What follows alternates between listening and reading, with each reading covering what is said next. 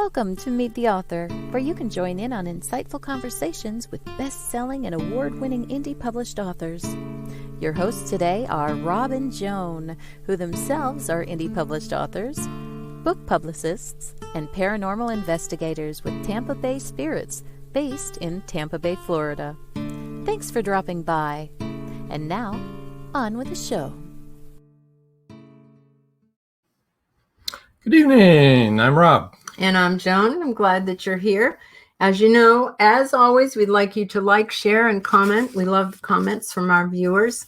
We have two wonderful authors all the way from Britain today, and we can't wait until they come on. I just want to remind you that we are now on TV. We are live on stream, and you can watch Variety Unlimited, LGBTQ Friends, and Paranormal View.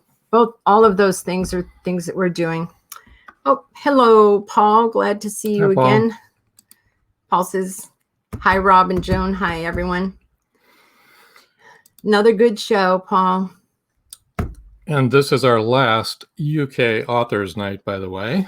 For a while. At least for a while, probably for the summer. But we're really happy to have two really insightful guests with us tonight. Yeah. The second half of the show, we're going to have mystery writer Carol YEOMANSON on. She writes mysteries of all the way from cozy to gritty. And she has a lot to say about her books and her career. But first, we're going to be talking with ROMCOM and anti-bullying advocate JUDE HASTE. Really has a lot to say, too, about really current issues. And so we're going to bring Jude on right now. Hello. Hi, Jude. Hi, Jude. Hi, Joe. Hi, Joe. Glad to see you. Glad you could make it. Me too. Hello, Trish. We're glad to see you too. Yes. So I should give everyone a heads up. Jude has some really important things to say in her books and herself. I knew that was coming. You know what? Look at this, Jude. Hey, hi, Jude. Paul. You knew it. You knew it from Paul. Okay. Someone had to say it, Paul. Yeah, Paul. That's logical that Paul would say it, right? Hi, Barbara. We're glad that you're here. Lost my train. Oh, yeah. No, this is serious now. Oh, that's right. Jude is going to be talking about bullying in the workplace. Some of us might call it abuse. I myself would call it abuse. And so just a heads up, if that's going to be triggering for anyone, we'll, just wanted to let you know. But as always, this is a safe space where people can talk about how they feel and whether they feel they've been marginalized or not. Enough said. So, Jude, you're ROMCOM. You write ROMCOMs. And I do indeed. Yes, I do. And they have a current issue, all of them, and you keep them current. Kind of tell us about your writing, about your how you're working that in together, ROMCOM and issues like that. I got into writing because I'd moved abroad, and I joined a company. And it was my experience of workplace bullying at that company that led me to realize that I needed to have in my life a creative release so that all the negativity that was coming at me in quite an aggressive way was put somewhere. And that's because I have a young family at home, and I certainly don't want to go back home in an anxious state. My kids need my time as their mother. And I think bullying in the workplace, bosses in particular, seem to think it stays in that area, and then we all go home and we forget about it. And some of the things that they say to you are very personal. Some of those things they say are very sort of, it feels at the time quite threatening, and it leaves you in this anxious state. And certainly I think when any of us go into a job, it never occurs to us to think, how is this company going to look after and manage my mental health? You just it doesn't come into your head. You're thinking about other issues. But I've certainly, after what I experienced, I think it should be something, and it's certainly something I think about now quite a lot when I put myself back in the workplace. Well, it's something you definitely take home with you, right? Definitely. Yeah, you want to or not. I just want to acknowledge Joe. He's glad to be here live. He's been watching the shows after they've been recorded. So, Joe, we're thrilled that you can finally catch us live. Yeah. And we love the comments, so keep them coming. Joe's an author, and he's going to be on our show coming up in September. Yeah. Well, it's a very important issue, Jude. And I think that you do the ROMCOM to take the sting out of it, but yet still bring in the severity of the issue. Am I right when I assume that? Yes, you are. You're certainly right. It was certainly a very hard thing for me to write about, because when I was writing initially, I was just writing for myself. It was a creative therapeutic release for me. But then I realized that workplace bullying, it's a worldwide phenomenon. It's not just something that happened in the country that I found myself in, because it didn't happen to me in the United Kingdom. But I feel that it's something that needs to be highlighted a lot more because of the mental health impacts it has on people, leaving them in an anxious state, leaving them questioning themselves and their abilities. And that has an impact on not just themselves, but on their families. And so I was very aware, certainly when I was dealing with it on a daily basis, that it's not just your boss coming in, having a bad day, saying and taking his temper out on you. It's not like that. It's a very psychological thing. So that they're quite controlling. You get called over to an office, you are told even though you've been called over, you're expected to wait until they're ready to see you. And in my book, Toxic, which is where I personally had to, as a writer, take on the role of the boss. It was one of my biggest challenges. And the lady there, I wanted my audience to see the bigger picture. I wanted them not just to see her in the workplace. I wanted them to see her when she comes home, how she interacts with her friends, what sort of person she was. So, because we're all human beings, we're all somebody's mother or daughter or sister. We all have value as people. And certainly I didn't feel like I was being valued in the place that I found myself working in. And in this lady's case, and in my case, you're a senior manager, you're expected, I would imagine, in any company to make decisions and to take action, and people do those things. But whenever I did it, it was suddenly a huge issue. It was like the sky had fallen in. I'd taken some action. Suddenly I needed to be summoned to his office and explain myself. And with the lady in the story, when she goes into the boss's office, it's like they engage you in a conversation about work-related issues, and then the conversation suddenly changes and it becomes quite strange and off-task and quite personal. And you feel like there's power and authority games going on. And when I talk about emotional intelligence, I'm talking about the ability to manage your emotions in the workplace, because as an employee, when you go to work, you leave all your family issues at home and you are professional at all times. But it's likewise, when you're at work, you're expecting people to be professional to you, not swearing at you, not saying that you make everybody miserable, not questioning lifestyle choices you make. So especially from somebody in authority.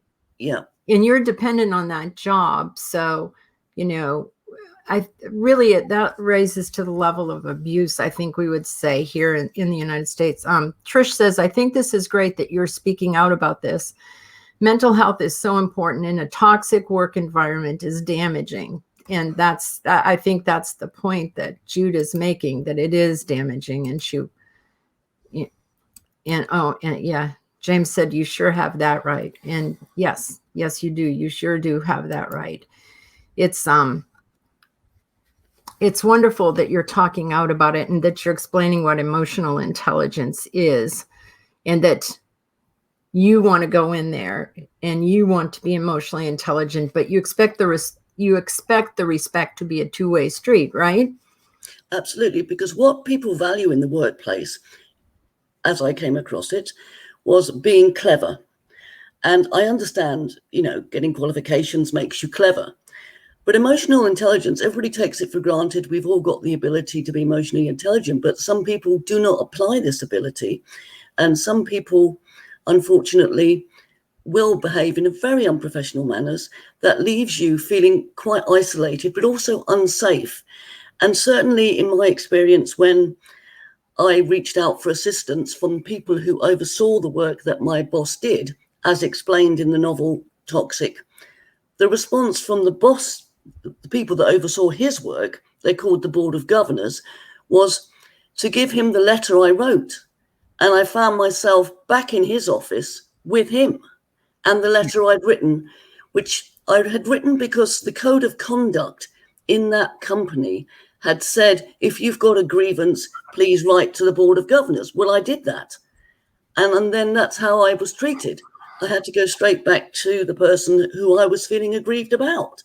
And that had, huge implications for the whole company, because I realized the whole company is not safe if that is how they are dealing with procedures that they've put into a code of conduct book.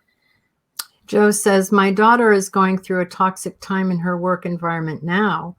Her mother and I have been helping her manage the emotional aspect. I'm very sorry to hear that Joe. Yeah, I am as well. Yeah. Your cover for Toxic. Can you explain? Tell us a little bit about the cover. Sure, I will. I'm happy to explain that. I don't know if you can see a little piece of that on. Yes, we can. Let me take the cover down so people can see it better. There you go. There you go. Yeah, I put two pieces of got tattooed, two pieces of barbed wire on my arm because I was unable to express myself. I felt very suppressed in my work environment. So I thought, I want to show people visually the pain that I feel every day, having to go in and every day being sort of made to feel like anything I had to say was always a huge disaster. And also feeling villainized, it wasn't so much victimized, but villainized. I was the big villain. And it's not within me to do that. And within that company, I would like to say that I did forge some lovely friendships with people. And it was unfortunate that, when I left, I didn't really get a chance to say goodbye to these people, because I do think of them, and they embraced me. And I feel it's what inspired me at the time to keep going and looking out for other people who were in vulnerable positions, because I know that my emotional intelligence can take a lot. I can take a lot. I mean, I've worked in teaching for years. Teenagers aren't always the easiest kids. So, they tell you exactly how they feel. But I manage my emotions. I manage them in the classroom, and I manage them, hopefully, in other aspects of my life. I value it. I really do. People, you see people lose their temper. What is it doing? And particularly when you're dealing with children, they need to realize you're a stable person for them. And that was a big thing for me, because children come from all sorts of different backgrounds, and you're that stable figure they can come to and unburden themselves if they wish, tell you what's going on with them. And they know they're going to have a reassuring answer, something that makes them feel safe. And I think it's the same when you're working with adults as well. Adults want to know that they're in a safe space. Absolutely. And if you're not feeling like you're in a safe space, then you get very anxious. Thank you. It's forcing her to start looking elsewhere for employment, which is too bad because she loves what she does. And that is the problem, right, Jude? Because that's exactly what you had to do. You couldn't change that situation. Unfortunately, I worked there for years, so I went through some very anxious times, and I don't know how long Joe's daughters worked there for, but what you're meant to do is you're meant to have a code of conduct book wherever she's working. Right. And then you refer to that, and they tell you how to follow the procedures. Right. Now, in my case, that just didn't, it may as well not have been. No, it didn't work. Yeah. But I'm hopeful that in other companies it does. And I would suggest to Joe that his daughter goes down that route, because that would be going to HR here in the States. That's okay. Okay. That's and what hopefully Because when I wrote my letter to the Board of Governors, what I was expecting to happen was that one of them would come into a meeting with me and my boss. That's what with should the happen. intermediate. Absolutely. Yeah, And absolutely is right. so that everybody felt that they knew their boundaries, that they knew, because you're going into an office and you're sitting there by yourself with this man. I mean, that's the bottom line. He needed training on what would be. Oh, she's in the process of doing that now, going to HR. I know that where I work, Joe, we had HR was really on top of that. And we had training programs actually for people in management on how they couldn't talk to an employee, and also the best way to talk to employees about issues and what have you. And one thing is you don't attack the person's personality. I mean, you are who you are, you know. I know. And it has nothing to do with your work ethic. Absolutely. I agree. Oh, so Barbara says she went through sexual harassment case with his supervisor. It was horrific. They gave him a warning, etc. And not a month later, he was fired for calling he was fired for calling a female coworker the C word, which he won't say on the air, to another female coworker. That's terrible. Right. Okay, let's see. My job, Trish says this, my job is stressful, but my company has very strict rules about conduct. We just spent a week on inclusion and diversity training. And my job also, when I was working, was the same way. We had training all the time, everyone in management, on what you could and couldn't say and the best way to approach a situation. So And that's it. People went to HR quickly. Yeah. They do too. I mean, certainly people who have criticized when I'm talking about workplace bullying, they like to jump on the word stress and say, well, you shouldn't be so disgruntled because your work is stressful. But that's not my point at all. And they're missing the mark completely. Whenever we go into work, we know there is going to be stress. Right. We know that. And sometimes, stress helps you keep on your toes. It can be quite invigorating in a way. And I like to be a very busy person at work. So the more stress you want to pile on me, that's fine. It's when I remember when I was out there and I was thinking, the rules here aren't fair. That was the problem. Mm-hmm. And I had this very British expression in my head at the time, which was, this isn't cricket. That's what I was thinking a lot of the time, because you need to be in sort of control of what you're doing. And when people are taking away that control, it leaves you just lost, completely lost. So also unsure of yourself, and it's hard to do your job. It's hard to do your best. It's impossible to do your job because every time you open your mouth, it's a problem. Mm-hmm. Anything you suggest, it's an issue. So you get pulled in. And certainly in the toxic, the lady kept getting disciplinary letters all the time from the boss. And it was very disheartening for her. He would have meetings with her. He would make sure that she felt completely undermined. And so that staff that you oversee don't bother coming to see you anymore, because what's the point? I don't blame them for that, because whenever you're trying to assist and help, the whole control of the situation is taken out of your hands, and you're made to feel that you're trying to do something which isn't right. But actually, if you're a senior manager, you're expected to make decisions and take action. Right. So it's not that you've just somebody off the street who's come through the door. You've went through an interview, you were screened at various things, and then you come across. Yeah, they're the ones that say this is what you can expect, and they're the ones absolutely. And they're the ones that are interviewed. So that's what you expect. Let's put a bookmark in this. I want to come back to this. Let's get your book giveaway out there so that people have time to respond. The book giveaway is the first 5 people to email will win an ebook of their choice from Jude's Amazon author page.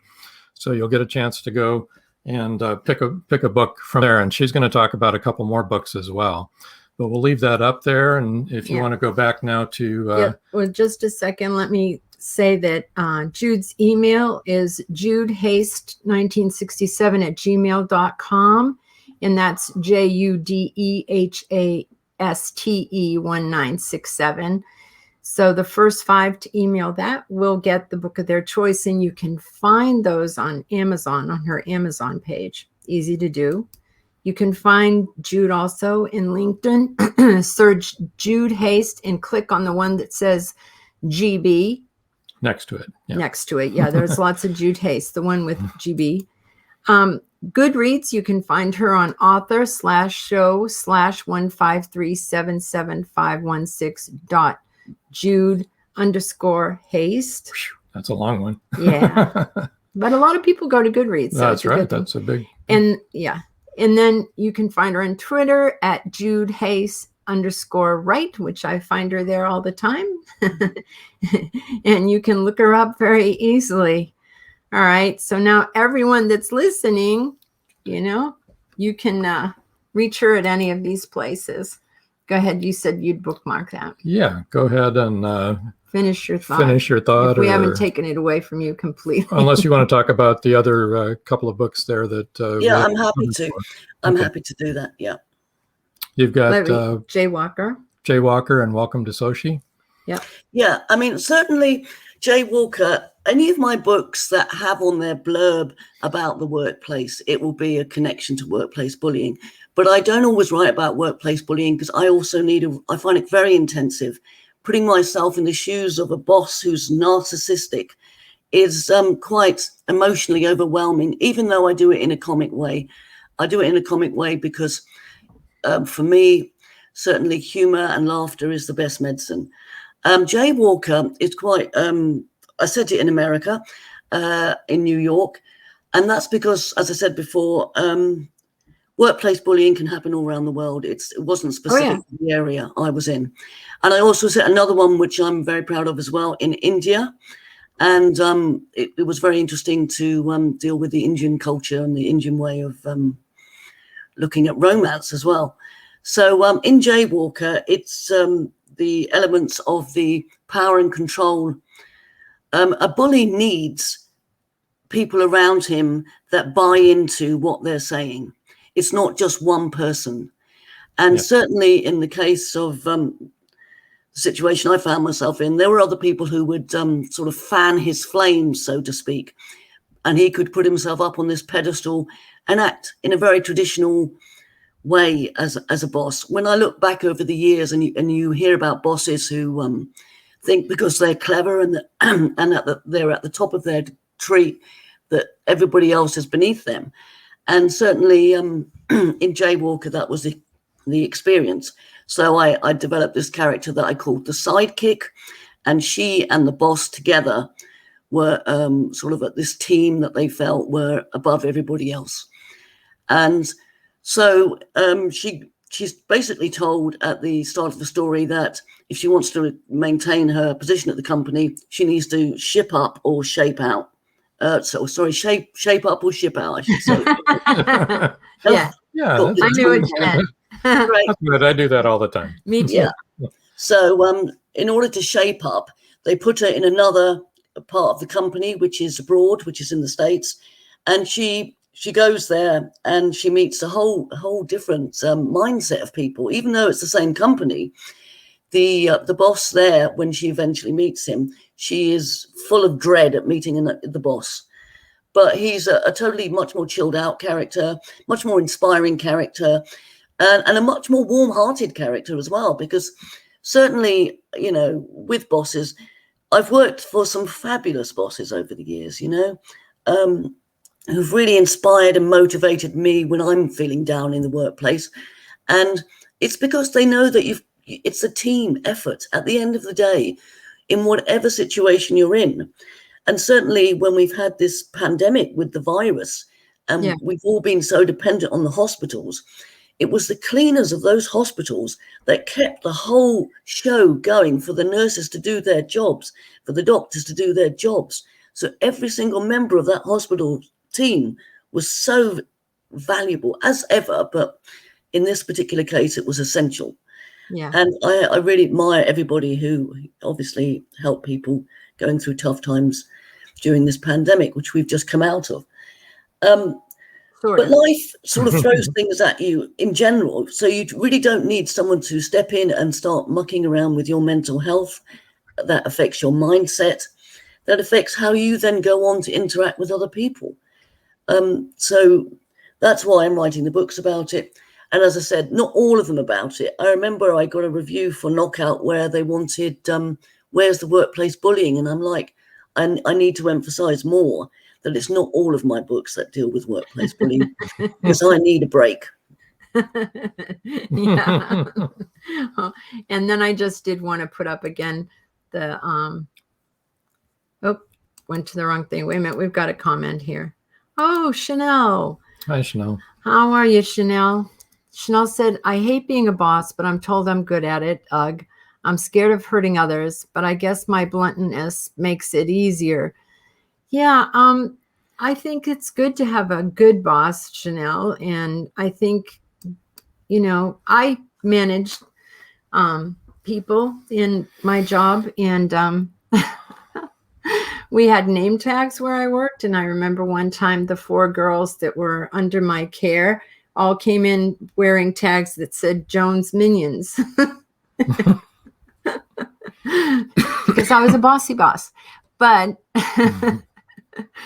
it was in good fun. I laughed hysterically. They all had a good time, and they wore it. I think they wore them for the whole week. And all of our customers enjoyed it too. But yeah, you have to give direction to people. Yeah. But there's a difference between directing people and helping them to do their job other than attacking people personally. And that's what we're talking about, is that these were personal attacks. And as you've been talking, I'm thinking, this is something that happens everywhere, not just in the workplace. It can be domestic. It can be in a religious institution. It can be in the playground at school. It can be in the schoolroom, and. But certainly in my books, I refer to, I use the term the boss. And I think in real life, we like leaders, don't we? We like leaders who can lead us along in a safe way. But the boss is a very old-fashioned term. The boss, as you just said, is bossy. And that is all they are. They're just bossy. And to stand up to bullies, and I knew that on occasion I had to do that, when something became really, made me feel uncomfortable, I would get up and I would just say, I don't feel comfortable in this meeting anymore. This has personally upset me. I'm now leaving. And I would do that because I knew, even though he could be very intimidating with his body language, I certainly knew as an employee, there are boundaries. And if he's going to cross them, I'm allowed to leave the office. Absolutely. Like you said, they're not allowed to use foul language or to be intimidating or anything like that. That's uncalled for. You just can't stand no for place that. for that. So get busy, people. Get 3 meals in. Go ahead. Sorry, with Jay Walker, then she's dealing with the American people and the American way of life, and I had to sort of do a bit of research into that because I haven't been. And one of the things that comes across in the book is that she's quite sarcastic, and it seems to sit well with the American sarcasm. So she actually ends up finding that she fits in there quite nicely. And have you not noticed that, speaking with Rob and I? Yeah, absolutely. I mean, you feel very at ease because sarcasm it's like a form of defense for her. You know, everybody's in her face, so she can be sarcastic back. You are a person, as I said before, we've all got feelings. And, when you're trashing somebody, making them feel inadequate, it's something that stays with them. And when I left that job, I had to process a lot of information in my head. And again, my writing really, really was very therapeutic for me. And anybody I would, sort of, if they're going through adverse times in any sort of relationship, to find something that makes you happy is so important. It takes you out of yourself. It takes you out of yourself for a bit. You do have to go and face that again. And obviously, things like counseling and communicating with people you trust, all those things are very, very important. But with counseling, first of all, it can be very expensive for people. And also, you have to wait a long time till you actually get to see one. So in the meantime, try and be creative. Try and find your happy place. Because I had to think back to why I turned to writing. And I seem to remember way back in my childhood, I really enjoyed writing essays at school. It was something that I could go off in this little fantasy world. And nobody judged you there, you know. Everybody, you had your voice, you expressed yourself. And I think obviously that's why I turned to writing. But for other people, it might be art, it might be swimming, it might be something more physical. Yeah. But I would urge people, if they're sitting at home now and they are depressed, to do something that makes them happy. Absolutely. Right. It's like finding the fun in life again when life has not been fun. Right. We all need some fun after this last year and a half. Yeah, absolutely. The beach is my happy place. That's lovely. That's a really nice thing. I can just go and sit there and listen to the waves, and I feel a lot much better. Actually, just being out in nature is my happy place. So, certainly with Jude, Paul says, excellent discussion. Thank you.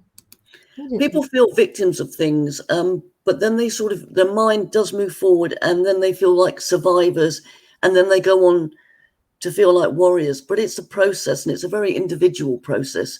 I know a lot of people around me felt that when I'd finished my job, I must now be okay. And I wasn't.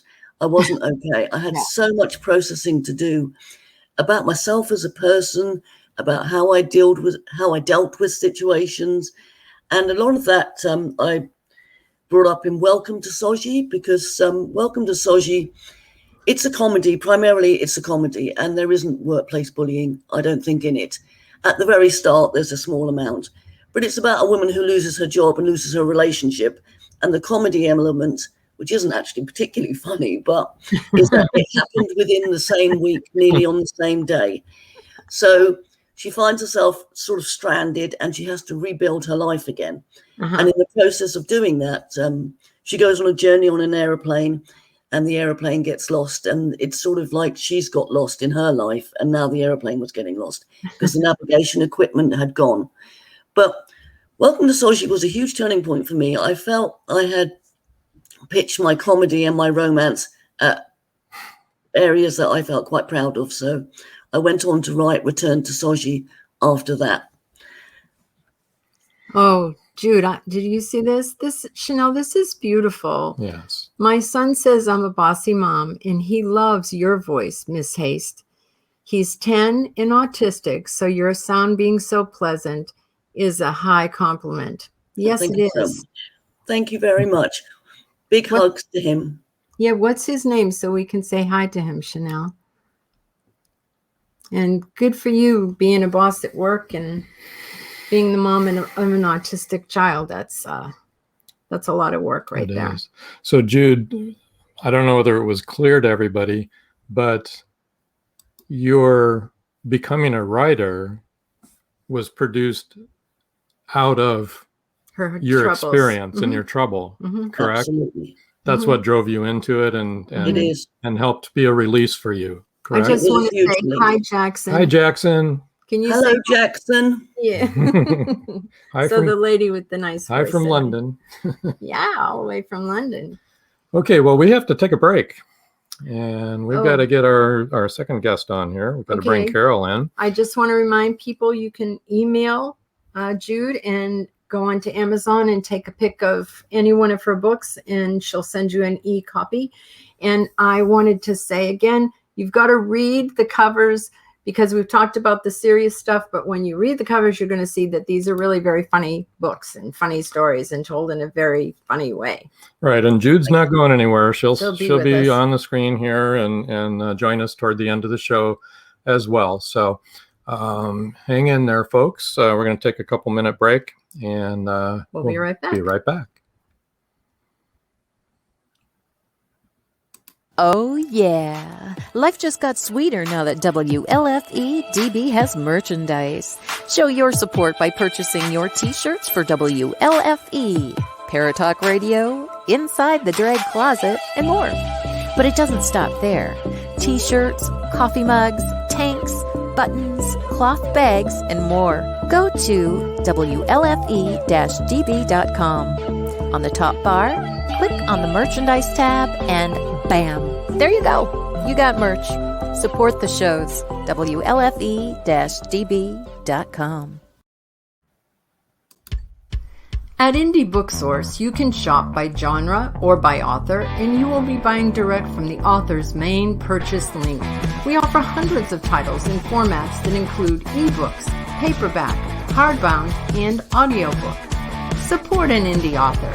Visit indiebooksource.com today.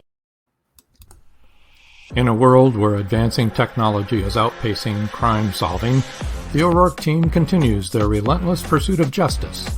Bioprints is the first book in the O'Rourke crime novel series where it's high-tech crime versus old-fashioned detective work. Visit carternovels.com or amazon.com and check out Bioprints today.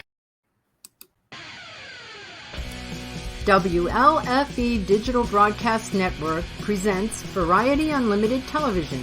Watch shows like Meet the Author Podcast, The Bipolar DM, Just Cindy, Card Pulls and Coffee, Unfiltered Talk with Bryce, and more. That's right, our shows are your shows on WLFE Digital Broadcast Network. And now, back to the show.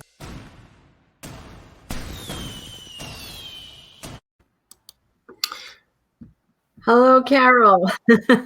Welcome, Carol. Hello. How are you doing? I'm doing very well, thank you. It's quite late there. You're staying awake, though, hey? I'm wide awake. I have That's one good. more little comment for Jude. And James says, hang in there, Jude. I think she's in a good place now. Paul Hollis says, hi, Carol. Hello, Paul. How are you? So, Carol, you write mysteries, and it's been described as a range from cozy all the way to gritty mystery crime Thrillers. kind of books, thrillers, right? Mm-hmm. I do. That's right. And how did you get started? Good question. Perhaps you have a good answer. I think I was always the kid at school that liked to write stories. And that's when I started. And then later in life, I got married and I had my son and I wrote a book. And I didn't know what to do with the book. And on Facebook, I got a friend, a lovely man called Dennis Michaels. And he said via Facebook, oh, you've written a book. Let me have a look at it. And if I think it's any good, I'll tell you how to become an indie author. And that's what he did.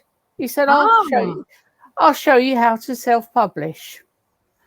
And that's what he did. And that's how I became an indie author. And that's it. Here I am. There and you I go. wrote, it was called The Dark Side of Midnight, I think it's called. There she goes. And that's, no, it's actually called The Dark Side of Innocence. Oh, okay. It's actually called The Dark Side of Innocence. That was my first book. And I just went from there. And although I'm an author, an indie author, I just think of myself as a storyteller because that's what I do in my novels. I tell stories. Right. And that's how it all started. And sadly, my lovely Dennis Michaels, who remained a friend, died last year. Oh, that's how I got started. Yeah. But I understand he was quite, back in the day, a famous folk singer in the US. Oh, who is it now? His name was Dennis Michael. Dennis Michaels. Dennis Okay. Michael. Huh. Yeah. Did he sing with the group? No, he was just alone. By himself. James said he forgot these people are up past midnight. They are. Yeah, I mean, they James, didn't forget. We're just blown away that they would want to talk with us on this show. It's like so amazing, and we're so It thankful is. that We you will really stay up appreciate to it. hang out with us and I'm chat. still wide awake. I'm very Good. happy to be here. We're wide awake. So, Of course, it isn't midnight here either. one of your best works, I think, is Allies of Circumstance. Is that right? Yes, that's right. Yeah. Can Yeah. you tell us a little synopsis? I'm going to take it down so Yeah, you can because see your we face. got her blocked there. I want There to we see go. your face. Can you give us a little synopsis of This Allies of is one of Circumstance? my more unusual books. One of the main characters is Amelia Gresham.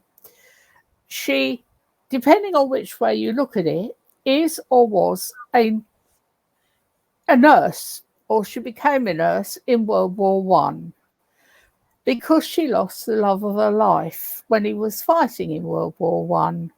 Her story continues where she meets and falls in love with a patient in a hospital who is wounded, basically. But he is, let's just say, a member of the enemy. Oh, The story then changes to the present day. It goes to the present day. There is a gentleman who works for the local council. He is bored with his job and he decides to move with his wife, and they buy a cottage. Now, this cottage, there are strange things happening. There are strange sounds in the loft. They go into a small barn in their garden.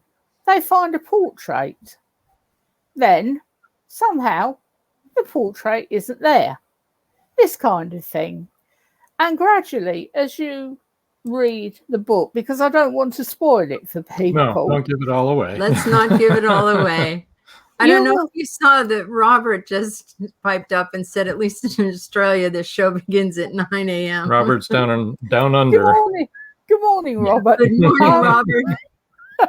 But You're in Queensland, right, Robert, if I remember correctly. The readers will find certain links between Amelia and the cottage, and that's, I don't like, as I say, I don't want to give too much away, but it takes place in, it's a bit like a paranormal, but not. It does end, because I don't do novels that leave people thinking, because I hate those. I get cross with those. But they do, they make me very cross. But my ending says, like a good twist. Mm-hmm. My ending says, I will leave you, the reader, to decide whether Amelia was right or wrong. Oh, there you go. That's like, which door? Right. Which door do you I just want everyone to know that Chanel's bothered by the humidity, not Humpty. Humpty is not melting her like a candle. I was wondering what the humidity. heck she was talking about, but I wasn't going to say. It was right. like, But I loved writing that book. Did you? That's always fun when you love writing the book, you know? But to be honest, I love writing all my books. That's good. That's a good thing to like writing them. well, I'll tell you what. I think what we should do is we should do a book giveaway of that book that you loved writing. How about that? Yeah, So please do. The first 5 people to email will win an ebook copy of Allies of Circumstance. And the email is carolanneyeomanson.author@gmail.com. And yeah, so Robert, even you can win either one of these books because they are emails. they're ebooks, yeah. They are ebooks. Website is CarolYeomansonBooks.com. CarolYeomansonBooks.com. You can find Carol on Facebook on Carol-Yeomanson-Kindle-Author, and on Instagram on Carol Yeomanson Author, and on email we just said it's Carol Ann Yeomanson Author@gmail.com. Oh, there's a dot before the author too. Right. So that's let me spell that for people that are just listening. CAROLANNEYEOMANSON dot It could have author been. at gmail.com. I suppose it could have been a longer name. I'm not sure. So someone named Carter, right? A little short name. Robert says that would be like a choose your own adventure, but choose your own ending instead of choose your own adventure. Yeah. Yep. Well, it'd be like the Lady of the Tiger. Remember that? We all read that in school, didn't we? Or is that just a States thing? Did you not read it? Oh, I'm older than my husband. No, you don't. You don't actually choose your own ending. It does end. You don't choose your own ending. Oh. You just decide yourself whether Amelia was right to make the decision she made. So it does end. I do. She does make. There is an ending. Yeah. But it's up to you to decide, was she right to make that decision or was she wrong? All right. Gotcha. Well, that sounds interesting. Yeah. Well, tell us a little bit of some of your other books too. Actually, we've got some banners up here of some. Yeah, we've got the Constellation Diamond Mystery. Yep. Oh, yes, this one. This, I always say, this one has got more twists and turns than probably every motorway in Europe. This one starts with a young girl who's got an antique shop. Now, she, unfortunately, during her lunch hour, forgets to lock the door of the shop. Mm-hmm. Well, that is very unfortunate. That's never good. A young man opens the door of the shop and comes in. Suddenly, she turns around and he's standing there pointing a gun at her. Ooh. He has been sent by somebody. Once again, I don't want to spoil it for you. No spoilers, yeah. But the girl in the antique shop has something that a gang want. But what is it? Okay, she doesn't know. Yeah. She doesn't know. But the book goes on and on and on. But unfortunately, they're both struck by lightning and they fall in love with each other. I know. A twist and a turn. They go on the run together. It's full of intrigue. It goes across Europe. It takes in murder. It takes in drug dealing.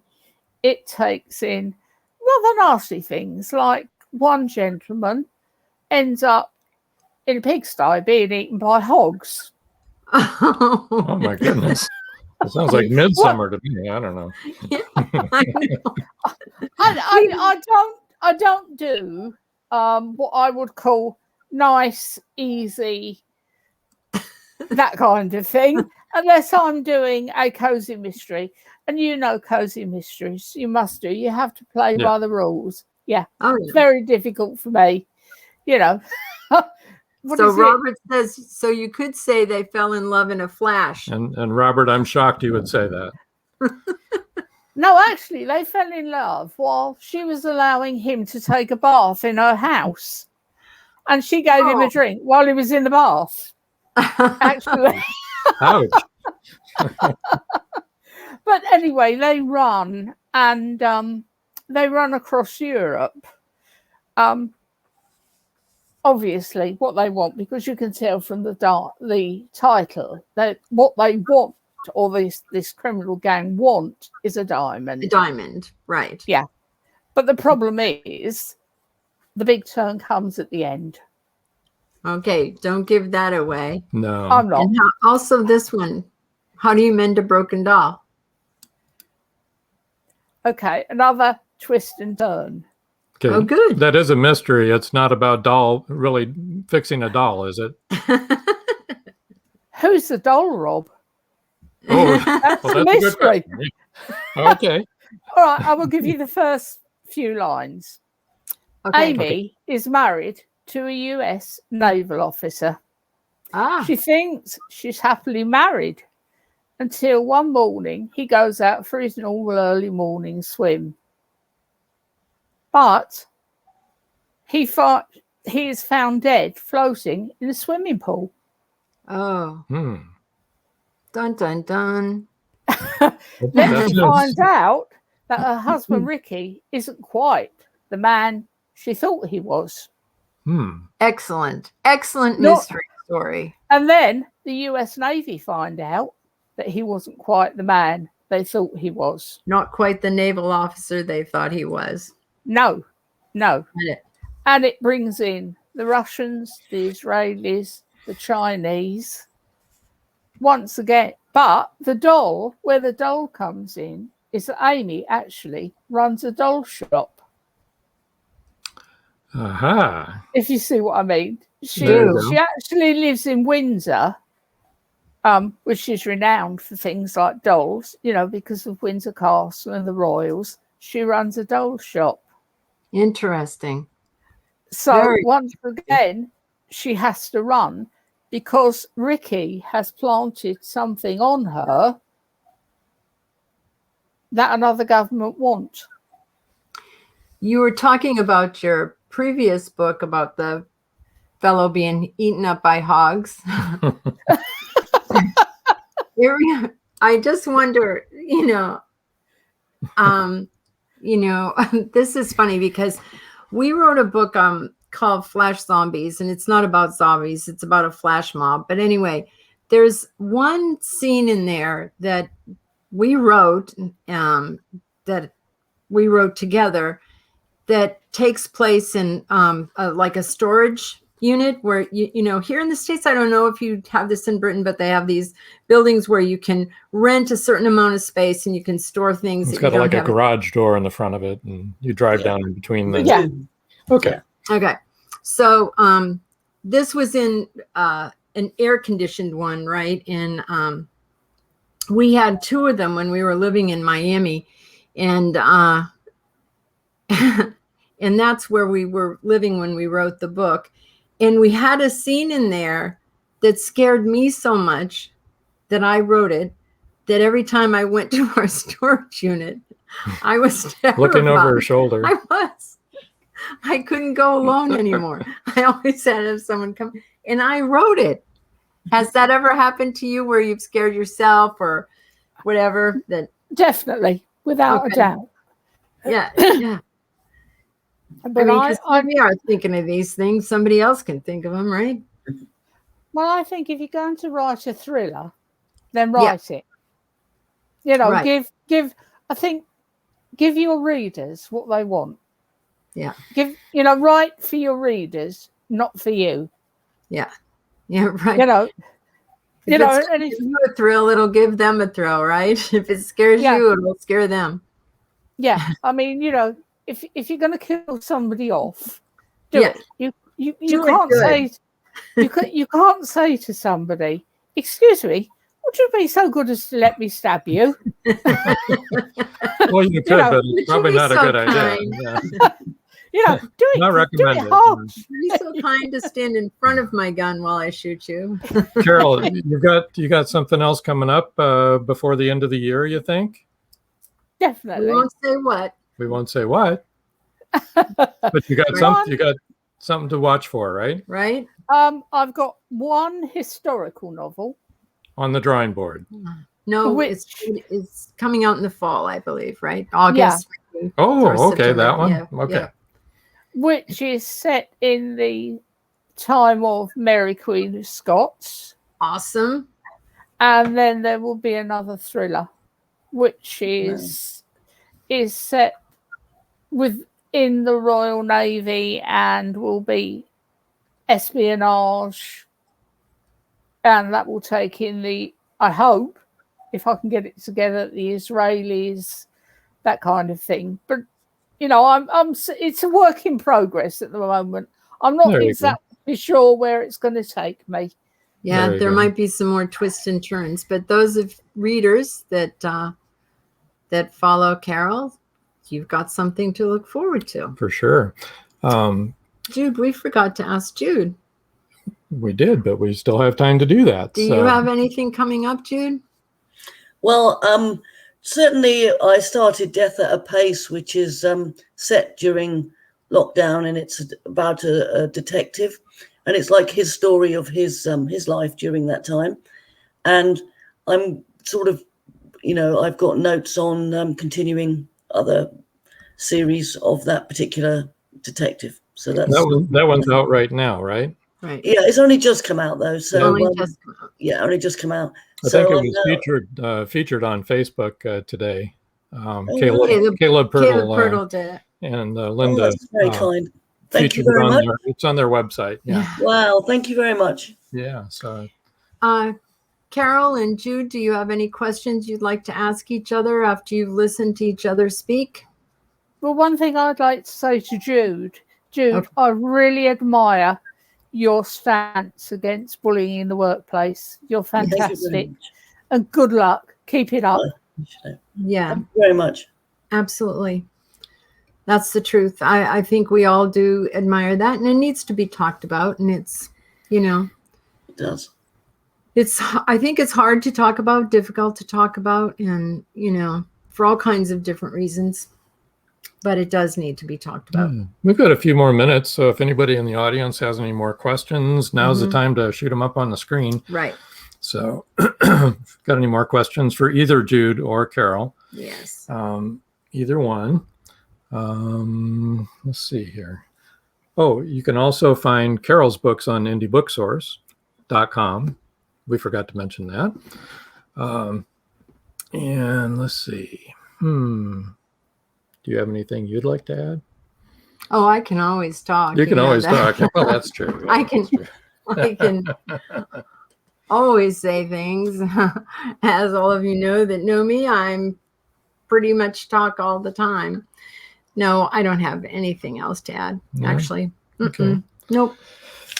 All righty.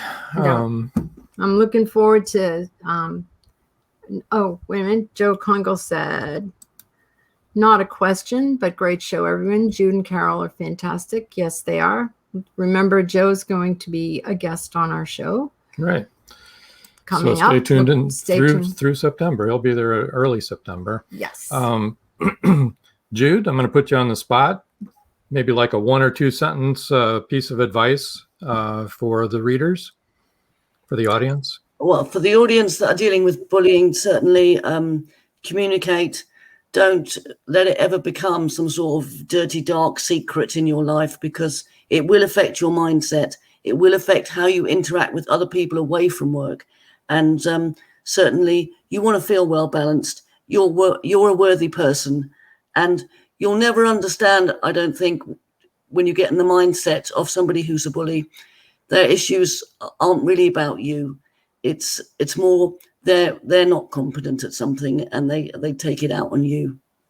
Okay. Here's a good question. James would like to know, when were the ladies first published? Carol, you want to tell us when you were first published? Ooh. Approximately. Trick question. No, I'm trying to remember. I know. I think it was my editor is telling me 2018. Okay. Okay. Oh, all right. And Perfect. Jude, how about you? When were you first published? Well, my first was a short story. It was set on a London bus called Loaded, and it came out in 2016. 2016. Okay, cool. We were first published before that. I don't even remember. 2012, I think. It's difficult to remember when you were first published. 2012 is when you were first published. Back in the olden days. Things have changed since then, though, actually, in the publishing world. They have changed a lot. They've changed since you guys first started publishing. I'm sure you've noticed the change. Carol, do you have any last sentence or two bit of advice for your readers and followers? You don't have to have anything. I think if I was going to say anything to any indie author out there, I would say stand strong and be proud that you are an indie author. because I think maybe Jude would agree. Would you, Jude? Yes. It's tough out there for indie authors. Yes, it really is. It is. It's a tough world because we get a lot of nastiness and hatred from published authors who think they're better than we are. So I would say to every indie author, stand tall and be proud of what you are. Paul Hollis says another great and very interesting show. Thanks, Rob, Joan, Jude, and Carol. Thank you, Paul. And Trish says, yes, great show. Thank you, everyone. Yeah, I think that I like this. We used to call ourselves self-published, and now it's indie published, which is more accurate. And because there are a lot of indie publishers out there who are publishing indie authors, and that's a whole different scene, like you said, other than, if you're being published by one of the big publishing houses. So it's an interesting market, and it's an interesting field right now, and it's constantly changing. And there's nothing to, like an indie movie, that has no bad connotation, and neither does indie published. Does that make sense? Yes. Yes. Though being published by a publisher is a good thing too. Yeah, if you If there's a got somebody publisher that's that going wants to do to a pick lot us of up, they can. the background work, yeah. Yeah. Won't argue with that one. No, exactly. So, okay, well, Jude, thank you very much for Yes. joining us. We're going to pop you backstage, and we'll meet you back there in a little bit. Yeah. And thank you, Rob and Joan, so much. You're wonderful people, very inspirational, and thank you for having me on. Oh, Thank you. thanks. And Carol, we're going to Thank pop you. you backstage too. Thank you, Rob and June, and thank you for everything. Yeah, thank you for being you're our welcome. guest and Thank for you. staying up so late. And we'll see you in a few minutes. See you in a few minutes. Thank you.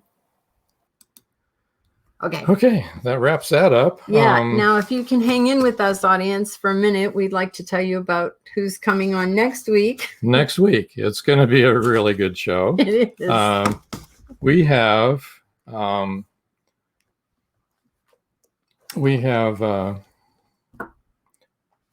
Jim Bauk and Bob Long, a MUFON investigator. MUFON, let me explain this because Yeah, I didn't MUFON. the last time I talked about it. MUFON is the Mutual UFO Network. I forget that not everyone has been following UFOs as long as we have, and not everyone is as crazy about it as we are. But Bob and Jim have been working in this field. I think Jim 50 years, and Robert has probably been in it 30, 35 years. Mm-hmm. It's called Something like that. Alien Abduction, the Control Factor. It's a really good book. I can't wait for them to be on because I have a million questions to ask them. And James says it sounds great. It is. It's going to be so great. James, you might even hear my own personal UFO story that just happened in May. That's not all. Along with the two MUFON people, we have Lisa O'Hara, who wrote Abducted and Furious, and it's based on personal experience. Mm-hmm. So it should be interesting because Bob is a field investigator for abductees, and James was a field director in MUFON. So yeah, they spent years, a lot of research, compiling all of these reports that all these people that have seen UFOs and claim to be abducted, and they've compiled all of this stuff and studied it. So they've got oh man, they've got a lot of experience. So Joe said, I'm so intrigued by UFOs. Can't wait. And these people know what they're doing, Joe. I mean, they've talked to everyone. They have inside sources that we don't. And Trish Pipkin says, I'm so excited. I am too. And James says he has a great story. Yeah, you've got to tune in, you guys. Any of you that have a story, we want to hear your story. I'm sure they would love to hear I know they want to hear your stories. And so that's next Wednesday. Yeah, and I'm excited. We'll be posting the July schedule tomorrow on our website, indiebooksource.com, and you can go to the podcast page there and listen to all the past episodes. They're all there for you to listen to. Yes, James, that's next week, the 7th, right here, same place, same bat station, same bat channel. That's how they said it, bat channel. Yep. And so we're all set. Do you have anything else you want to talk about? No, I just want to remind people to stay tuned for at 8:30 Inside the Drag Closet comes on after us. And don't forget, we're on TV on WLFEDB.com. Well, that's not where we're on TV. That's our radio station. We're on stream, but it's under Variety Unlimited, LGBTQ Friends, and Paranormal View. You can find us, of course, in Variety Unlimited. And I can't wait to have you all come back next week. And same beat, same time. Bad time and bad channel. Same bad time, same bad channel. Yes. Yeah. We're all old, aren't we? Should know that, right? To know that. Okay. So let's see. All right. So until next time. That's all, folks.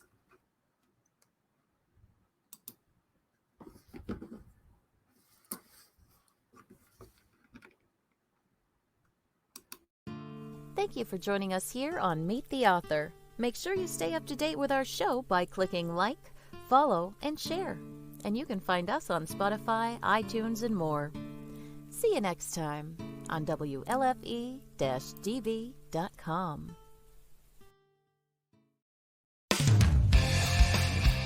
You've been listening to WLFE-DB.com, where our shows are your shows.